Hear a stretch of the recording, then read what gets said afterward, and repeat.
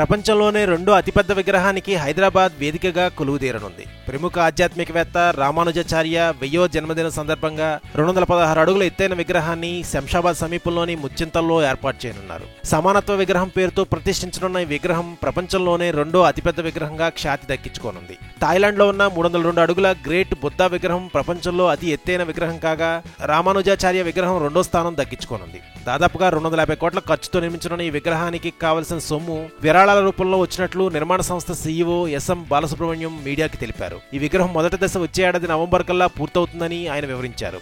ఈ ప్రాజెక్ట్ మొత్తం ఖర్చు 1000 కోట్లుగా అంచనా వేస్తున్నారట. రామానుజాచార్య విగ్రహం పూర్తయితే హైదరాబాద్ కీర్తిలో మరో విశేషం జత అవుతుందని విశ్లేషిస్తున్నారు. కాగా ఈ విగ్రహాన్ని చైనాకు చెందిన నిపుణులు తయారు చేశారు. 4 అడుగుల ఎత్తైన భవనంపై ప్రతిష్ఠించనున్న ఈ విగ్రహానికి చెందిన విడిభాగాలన్నీ చైనా నుంచి దిగుమతి చేసుకోనున్నారు. జనజీయర్ స్వామి ప్రధాన పాత్ర పోషిస్తూ నిర్మిస్తున్న విగ్రహం కోసం 700 టన్నుల పంచలోహాలని వాడనున్నారు. బంగారం, వెండి, రాగి, సీసం, ఇనుములతో రామానుజాచార్య విగ్రహాన్ని తీర్చిదిద్దనున్నారు.